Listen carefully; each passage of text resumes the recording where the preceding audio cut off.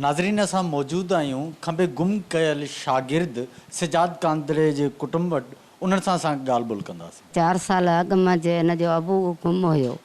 इन जी जिदोजहद ॿई भाउ भेण कंदा ईंदा हुआ। सदाईं हर कोई ॾिसंदो ईंदो हुयो, सरकार सॼी ॾिसंदी ईंदी, सभु इदारा ॾिसंदा ईंदा हुआ। पार्टीजन बि हुयो। इहो वॾो हुयो, पहिरियों पीउ वयसि हलियो, पोयां वरी पुट बि खयूं विया, हलिया खां बि खयूं। हाणे असांखे इहो जल्द खां जल्द आज़ादु करे ॾियनि, ज़ाहिर कनि।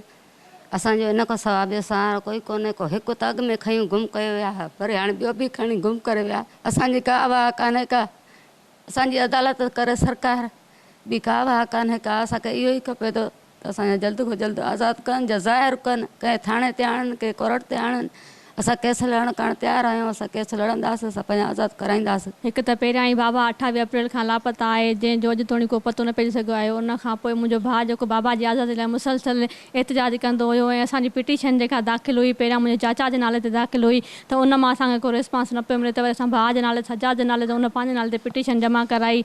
ऐं उन 2018 में पिटीशन जमा कराई। उहो पिटीशनर हुयो बाबा जी पिटीशन जो, त हुनजो कहिड़ो ॾोह हुयो जो हुनखे खंबे खणी गुम कयो वियो आहे। हू हिकु स्टूडेंट हुयो जेको सिंध यूनिवर्सिटी जो शागिर्द, पॉलिटिकल साइंस जो फाइनल ईयर जो स्टूडेंट हुयो। हू सिंध यूनिवर्सिटी जो शागिर्द आहे जेको लास्ट ईयर में पढ़ी रहियो आहे ऐं पॉलिटिकल साइंस जो शागिर्द आहे। उन खां सवाइ असांजे बाबा खे 28 अप्रैल 2017 खां खंबे गुम कयो वियो आहे, जंहिंजो अञा ताईं कोई बि ॾस पतो न आहे।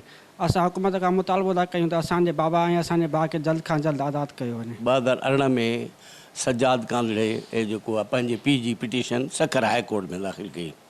उहा हली रही हुई।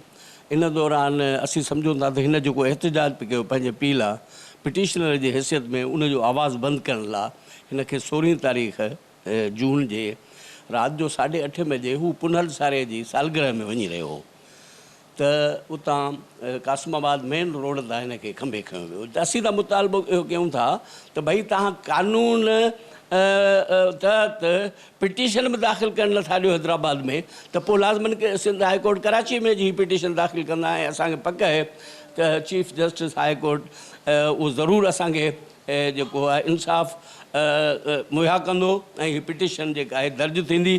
वकील केस विढ़ंदा, उमेद रखूं था। सजाद कांदड़ो जेको सिंध यूनिवर्सिटी फाइनल ईयर जो शागिर्द आहे, उनखे पिणु 16 जून 2021 ते खंबे गुम कयो वियो आहे, जंहिंखे पिणु अॼु 5 ॾींहं गुज़री विया आहिनि, पर उनजो अञा ताईं का बि पतो न आहे त किथे आहे, कहिड़े हाल में आहे। संदसि अमड़ आयशा असांजे साम्हूं आहे। संदसि हाल जेको आहे बेहाल असां नथा ॾिसी सघूं। त संदसि घर वारो त 4 सालनि खां गुम आहे, पर संदसि बचिड़ो जेको फाइनल ईयर जो स्टूडेंट हुयो, उनखे पिणु खंबे गुम कयो वियो आहे। असां हिन हुकूमत खां मुतालबो था कयूं त संदसि घर वारो उहो किथे आहे। 4 साल थी विया आहिनि, पर हाणे जेको हुनजो पुटु खंबे वियो आहे उहो किथे आहे। हिन हुकूमत आख़िर छो, हिन इदारा छो ख़ामोश आहिनि, सुप्रीम कोर्ट छो ख़ामोश आहे, हिन हुकूमत जे अंदरि जेको माण्हू आहिनि उहे महफ़ूज़ छो न आहिनि। सिजाद कांदड़े जे कुटुंब ऐं संदसि जी आज़ादी लाइ जदोजहद कंदड़नि जो इहो चवणु आहे त जेकॾहिं उन्हनि जो को ॾोह आहे त उन्हनि खे अदालतनि में आंदो वञे। कैमरामैन अली राजड़ सां गॾु रज़ा कासी, अवामी आवाज़ TV, कराची। विज़िट कयो अवामी आवाज़ मीडिया ग्रुप जी वेबसाइट awamiawaz.pk।